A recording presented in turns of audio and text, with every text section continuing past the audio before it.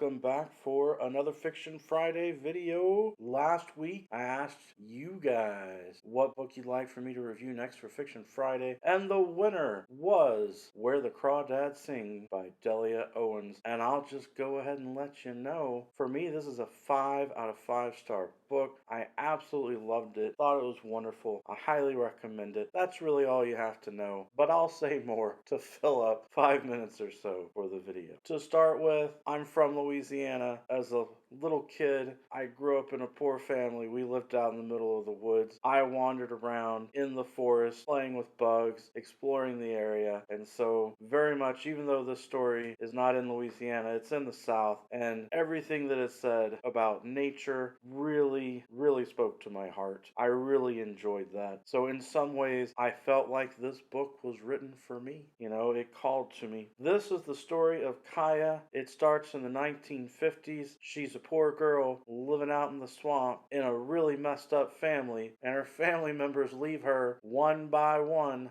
at a time, really because they're trying to get away from what seems to be her drunk alcoholic father, but eventually even he leaves her and she ends up alone. It's the 1950s, which makes it seem somewhat realistic, but also thinking of the South and the way that people would behave in the past. I can very much see that a child would be left to live in this small little hut-like home out in the woods or the swamp by herself. The people wouldn't necessarily want to go there because they'd see it as messing in another family's business or messing in their affairs, that sort of thing. Though it's really sad that there wasn't more done by the social worker, that they do try to talk to her and get her to go to school and that sort of thing in the novel, but they don't have much success. She's very good at eluding them. Delia Owens is well known as a nonfiction writer who writes about nature, very much makes this natural setting feel real, and the story thus feels very real. The story has two different timelines going on. It's got her growing up in the 1950s, but then around 1969, it's got the cops investigating a murder, and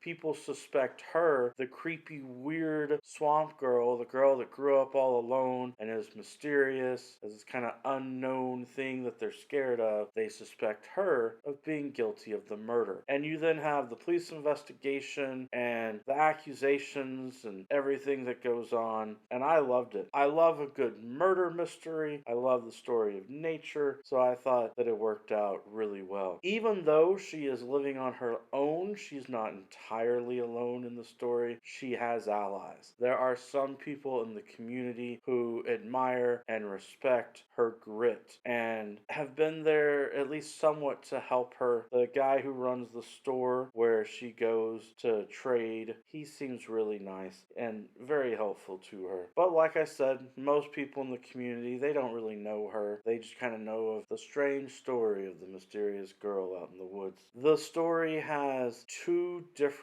love affairs for her, two different gentlemen, so to speak, who come a-calling. One of them seems much sweeter and nicer than the other. You do think you might have kind of this love triangle angle going from reading the blurb and thinking about the story, but that becomes a non-issue when one of those men is killed out in the swamp. And it looks like she did it. Like, I could very much understand how the police in investigating the situation would have the community afraid of this girl, this mysterious swamp girl, and then the rumors and the gossip of this guy who'd been going out to the swamp to see her and talk to her, and all the details adding up. But I don't want to give you spoilers. You're going to have to read the book to find out what happens and to learn the truth of everything. And to me, it's worth it. The read is very much worth it. Just being able to read such beautiful descriptions of nature with the birds and the bugs and the fish and the water and the plants and the swamp, it makes me realize that if you want to really write those kind of scenes well, you've got to do your research, you've got to know your stuff, and the nonfiction nature writer, Delia Owens, certainly knows her stuff when it comes to nature. I hope that you'll check out the book and that you will enjoy the book. But alright, that's all I've got for today's book talk. I hope you enjoyed it. Every day is a good day for a book talk. Peace.